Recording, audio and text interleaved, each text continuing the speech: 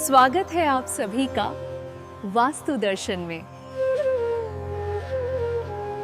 नमस्कार दोस्तों, आज हम बात करने वाले हैं एक बहुत ही गंभीर और बहुत ही इम्पोर्टेंट टॉपिक के बारे में।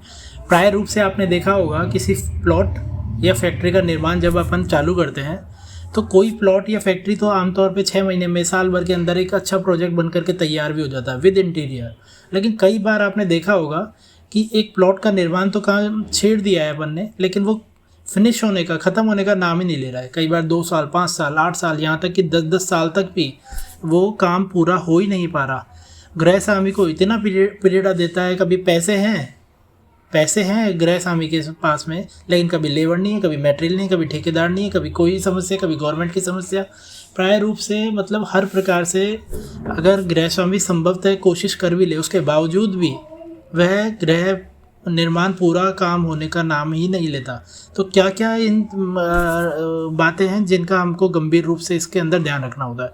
सबसे पहले, जब आप किसी प्लॉट को, भूमि को लें, उसको लेने से पहले ही सबसे पहले ये देखिए कि उसकी लैंड एनर्जी कैसी है, पॉजिटिव है कि नेगेटिव है, इम्बैलेंस है कि तो कितनी है। अगर पूरी इम्बैलेंस है तो मान के चलिए भूमि के अंदर तो कुछ गंदगी नहीं है, जैसे कि शल्य, हड्डी, कंकाल या कोई प्लास्टिक या कोई गंदी वस्तुएं, या मान के चलिए नालियाँ या कचरा किसी प्रकार का, वो जो पहले का ही प्लास्टिक अंदर रखा हो, उस टाइप की चीज़ इम्बैलेंसमेंट दे देती है। इम्बैलेंसमेंट देने के लिए जब ऐसी नेगेटिव एनर्जी भूमि के अंदर होती है तो वो मनुष्य को उस निर्माण के अंदर पूरी तरह से हस्तक्षेप करती रहती है और निर्माण कार्य को नहीं पूरा होने देती।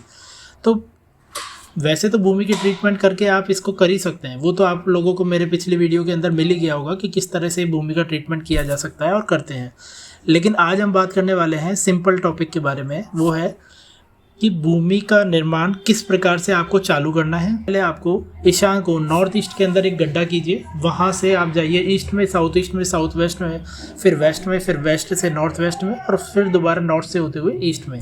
ये आपके गड्ढा खोदने के लिए प्रक्रिया चालू होनी चाहिए, पहली चीज़। दूसरी चीज़, जब आपका गड्ढा खुद जाए, अब आपको, जैसे मान लीजिए आज की तारीख में, सबसे पहले तो आप कॉलम ही लगाते हैं।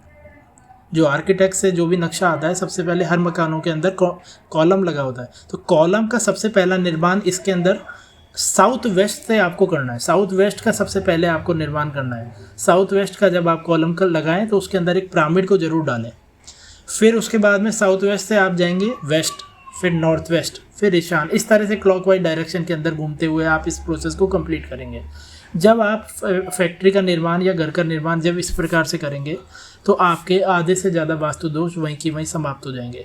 निर्माण कार्य के बनते दौरान, घर का निर्माण कार्य बनते दौरान आपको ना तो पैसों की कमी आएगी, ना मटेरियल की कमी आएगी, ना लेबर के भागने की कमी आएगी, ना ठेकेदार से किसी प्रकार की झड़प होगी, ना गवर्नमेंट का किसी प्रकार का कोई दबाव।